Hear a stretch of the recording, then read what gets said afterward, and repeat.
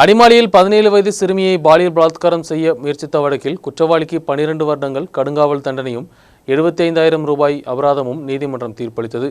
Devikulam Fastrack நீதிமன்றம் தான் தீர்ப்பை வழங்கியுள்ளது.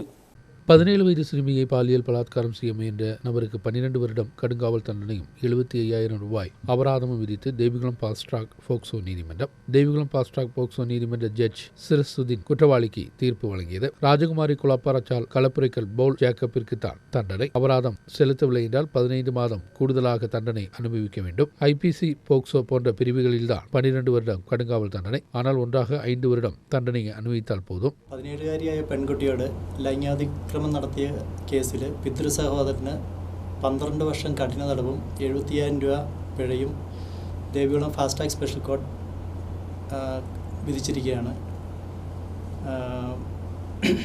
ഈ പിഴ സംഖ്യ 70,000 രൂപ പ്രതി അടച്ചില്ലെന്നുണ്ടെങ്കിൽ 15 മാസം കൂടി പ്രതി തടവ് അനുഭവിക്കേണ്ടതാണ്. ഈ പ്രതി രാജകുമാരി സ്വദേശിയാണ്. വിക്ടിം അടിമാലി സ്വദേശിയും 27/1/2023 തീയതി രാവിലെ പ്രതി വിക്ടിമിൻ്റെ വീട്ടിൽ വരികയും 11:15 മണിയോടുകൂടി പ്രതിയുടെ വിക്ടിമും വിക്ടിമിൻ്റെ ബുദ്ധിമാന്യമുള്ള സഹോദരിയും മാത്രം വീട്ടിലുള്ള സമയം പ്രതി വിക്ടിമിനെ ലൈംഗികമായി ഉപദ്രവിക്കുകയാണുണ്ടായത്. ഈ കേസിൽ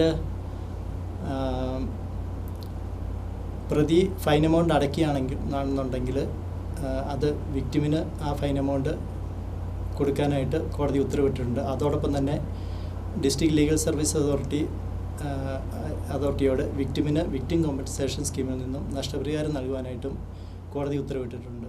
டிஸ்ட்ரிக்ட் லீகல் சர்வீஸ் அத்தாரிட்டி பாதிக்கப்பட்ட சிறுமிக்கு நஷ்ட இழப்பு கொடுக்க வேண்டும் என்று நீதிமன்றம் அறிவித்துள்ளது. ஒரு வருடம் முன்பாகத்தான் வழக்கிற்கு சிவான சம்பவம் அடிமாலியில் நடைபெற்றது. 17 வயது சிறுமியும் மாற்றுத்திறனாளியான சகோதரியும் வீட்டில் இருக்கும்போதுதான் அத்துமீறி வீட்டிற்கு சென்ற 59 வயதுடைய நபர் ஜேக்கப் பாலியல் பலாத்காரம் செய்ய முயன்றது. பைட் அடிமாலி எஸ்ஐ பிரவீன் பிரகாஷ் விசாரணைக்கு தலைமை வகித்தார். தற்பொழுது குற்றவாளியை தேவிகுளம் நீதிமன்றத்திற்கு மாற்றி பின்பு சென்ட்ரல் ஜெயிலிற்கு மாற்றுவார்கள்.